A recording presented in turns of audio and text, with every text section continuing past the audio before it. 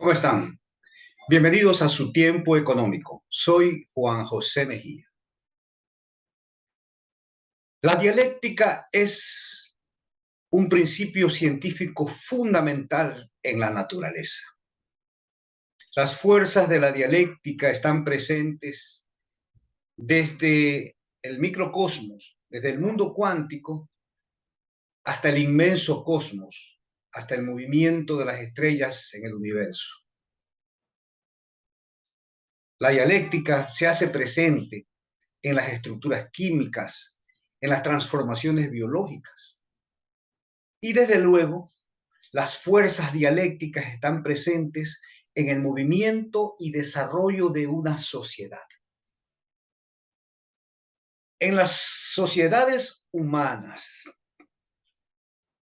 esa expresión de la lucha dialéctica se manifiesta en el enfrentamiento entre clases sociales, porque es indudable que en toda sociedad existen clases, las clases dominantes, las clases dirigentes, las que detentan el poder, y las clases explotadas, las clases que luchan por obtener mejores condiciones de vida. Cuando en una sociedad, de alguna manera, el status quo, el estado de cosas, sufre el peligro de verse alterado por cambios, por una pugna que nace desde abajo para transformar las realidades injustas, es claro que los que se benefician de ese sistema social se resisten, se indignan, pelean contra aquellos cambios, tratan de evitar que se produzcan. Esto que estamos diciendo lo podemos ejemplificar en lo que ha pasado en nuestras naciones latinoamericanas. Esa manifestación de la lucha dialéctica provoca que en muchas ocasiones llegan al poder en los países líderes que representan el cambio, que dentro de sus programas impulsan medidas que lleguen a transformar las realidades económicas y sociales que se han vivido. Así hemos visto que en Latinoamérica, al menos en los últimos tiempos, encabezando grandes movimientos sociales, han llegado al poder en países como Chile, Colombia, Perú y otros países. Han llegado líderes populares que tratan de impulsar el cambio para beneficio de las grandes masas.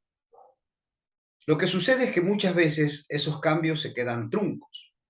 En algunas ocasiones, porque el poder dominante se vale de una serie de artimañas o aplica sin ningún tapujo su poder para reprimir los supuestos cambios que se están impulsando. Pero muchas veces también el cambio queda trunco por culpa de los mismos dirigentes y de las mismas organizaciones populares. Porque al fin y al cabo los líderes políticos son seres humanos que sucumben ante las tentaciones que impone el mismo sistema, las ansias del dinero, del poder, y hacen que esos líderes populares traicionen los principios de cambio que venían impulsando. Al referirme a esto, viene al punto lo que está pasando en el Perú. Cuando el pueblo peruano eligió a Pedro Castillo como su presidente, rechazando a la mafia fujimorista, muchos nos alegramos porque pensábamos que efectivamente en el hermano país se iban a provocar cambios que corrigieran las enormes desigualdades que en Perú han imperado. Sin embargo, los hechos que se están dando en los últimos días y en las últimas semanas nos hacen notar que el presidente del Perú ha cedido a las presiones del poder. Y es que como están dándose las cosas, parece que aquel líder popular, aquel maestro rural, aquel dirigente campesino que encabezó huelgas para conseguir que se respeten los derechos de su clase, ha claudicado en aquellos principios. Bueno, en realidad ya habíamos notado desde algún buen tiempo, de acuerdo a sus acciones, la inestabilidad ideológica del presidente Pedro Castillo. Esa ambigüedad en definir su posición. Porque una cosa es decir, yo estoy a favor del pueblo y voy a impulsar medidas para beneficiarlo, pero otra cosa es definirse en una posición ideológica que represente verdaderamente los intereses de la gran masa. Recordemos que Pedro Castillo, que llegó al poder con base en el apoyo que le prestaron algunos países, algunos partidos políticos progresistas, en las primeras semanas empezó a cambiar a los ministros que había nombrado inicialmente y a nombrar a representantes de la vieja derecha peruana, incluso a algunos que en cierto momento se habían declarado admiradores del propio Adolfo Hitler, como el caso del premier que todavía está en funciones en Perú. Si recordamos nosotros aquella famosa entrevista en CNN, cuando se le preguntaba a Pedro Castillo que cuál era su definición ideológica, lo vimos al presidente que tartamudeaba, le daba vueltas a la pregunta, pero que nunca se atrevió a declarar con entereza su posición ideológica. Y ahora vemos que la traición a lo que supuestamente representaba Castillo se evidencia cada día más.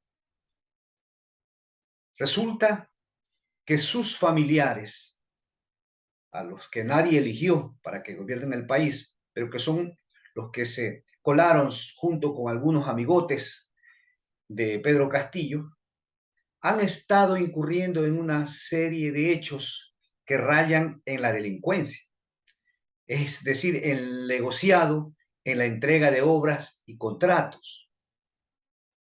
Ya no podemos decir a estas alturas, de acuerdo a la cantidad de pruebas, de evidencias que han surgido, que es simplemente un ataque, una resistencia de la derecha contra un presidente extraído de las entrañas indígenas y populares.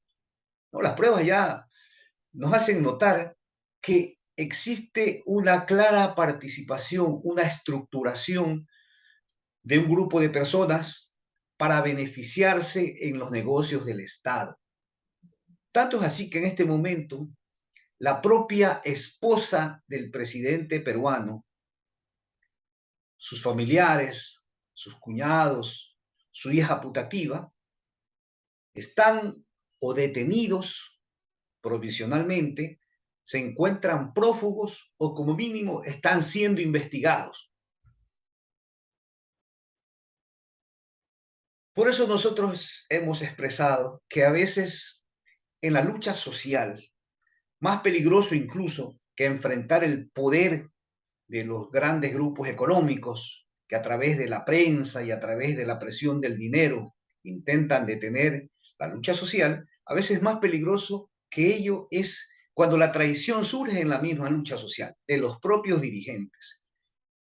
Podemos mencionar el caso de nuestro país, el Ecuador, cuando la revolución ciudadana encabezada por Rafael Correa se vio plagada de una serie de oportunistas, de tránsfugas pertenecientes a los partidos de la derecha, como el caso de, de Alexis Mera, de los hermanos Alvarados, que toda la vida habían sido social cristianos, y una serie de ex compañeros Boy Scouts o compañeros de colegio que ocuparon los sitios más privilegiados en el gobierno de Correa, ¿no? Y esta gente es la que aprovechó ese poder para empezar a beneficiarse. Y ahí vemos que muchos de ellos están sentenciados incluso, hay algunos que están prófugos, están en otro país, pagan enormes fianzas para que la justicia, la mano de la justicia no caiga sobre ellos. Esa traición a la lucha popular también la podemos ver en países como Venezuela y Nicaragua. En Venezuela y en Nicaragua, sus presidentes Maduro, Nicolás Maduro y Ortega, Daniel Ortega, permitieron que sus familiares, comenzando por sus esposas, en el caso de Venezuela, la primera combatiente, así se le llamaba, Cilia Flores, o en el caso de Nicaragua, Rosario Murillo, incluso han tenido más protagonismo que sus propios esposos. Ellas nombran funcionarios, se meten en los negocios, definen obras, sin ningún pudor. Los hijos de estos líderes de gobiernos aparentemente denominados o autodenominados como socialistas, han hecho del negociado, han hecho de la desvergüenza el perfil de gobierno. De tal manera que no podemos nosotros negarnos que una de las principales dificultades para que se impulsen los cambios dialécticos, los cambios sociales que transformen desde la profundidad de las estructuras a las injustas sociedades, está en los mismos grupos que llegan al poder montados en una gran masa popular. El líder de izquierda, el líder que es verdaderamente de izquierda, que lucha por el cambio, debe ser honesto, debe ser sincero con sus principios, decirlo de frente. Y el principal compromiso de todo líder de izquierda no es con los amigos, ni con sus familiares, ni con los grupos de poder económico, político, religioso o de cualquier otro tipo. Es con esa gran masa de gente que ha sido abandonada por la fortuna durante décadas o centurias. Y su único compromiso debe ser con el cambio hacia una mejor sociedad. Muchas gracias.